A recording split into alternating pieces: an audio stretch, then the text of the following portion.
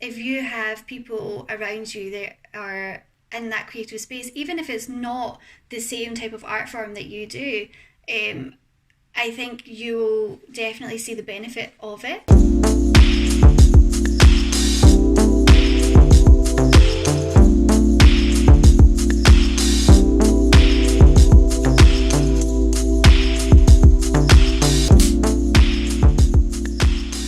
Welcome to another edition of Take 5 with Cohesion Plus. We're really honoured today to have a illustrator and artist all the way from Glasgow joining us obviously online. Warm welcome please to Dilmeet Kaur. Thank you so much. How are you, Dilmeet? I'm good, thank you. How are you? Fine, thank you. How have you dealt with the lockdown? What impact has it had on your work plans for 2020? The first thing, honestly, when I heard this question was, I really don't even want to talk about this or think about it. And I think a lot of people will kind of resonate with that feeling. Because my summer was, of course, like the busiest time for me in terms of events and retreats, exhibitions. But it's all right because I guess we're doing it together. And it's given me a lot of time to go through my notebook. And that way you have a lot of plans and ideas and projects that you want to do and things that you think, oh, this would be a great idea to one day kind of take up. I've been basically this last month just been smashing through each and every one, so that's been good. So just been focusing on projects and things that I want to get onto my website. What was it that inspired you to become like a visual artist? Well, there wasn't this kind of decisive moment where I kind of, said to myself one day I want to be an artist. That just didn't happen at all. So art was more of a hobby or something that I was just naturally good at doing. And I think there was a moment obviously when I graduated and I worked in the council. There was a moment where the art stuff, I was getting called to do workshops and galleries and exhibitions, and it got quite busy. So I did make the decision to kind of focus on that. But I think a lot of it kind of happened naturally, and I found myself in a spot where I was working as an artist before I had even planned to do so. So it was just kind of putting the pieces together, I guess, and making it work. So in terms of kind of your work you do, I mean, what current and new kind of artists kind of inspire you? My mum, she was very creative in the sense of she was great at sewing and making things. So I just have this really early memory actually of my mum. I think it was one of my sister's graduations, and she got this fabric, and it was just amazing because I was really young at the time, seeing her cut it and then put all the pins inside, and it was just fascinating to see it turn from this roll of fabric into this full-on ball gown dress with a trail. It was just amazing to think, like, Mum, you can do that, that's amazing.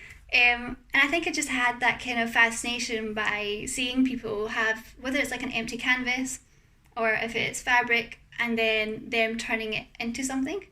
I quite like that process actually. So I think for me it was just having that creativeness in the house and finding my own expression, I guess. As obviously a young Sikh, I mean, have you faced any barriers in terms of your work, in terms of the arts?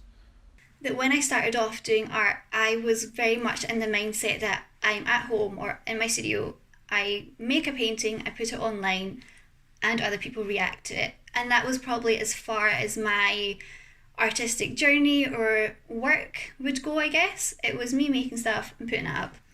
And I think it's really easy to get into that mindset, especially from being from the community that we're in, that, we do stuff by ourselves or we do it at home. And I think we kind of lack that maybe that ability, but even the thought to even branch out to other organisations or other projects that are beyond what we're doing at home.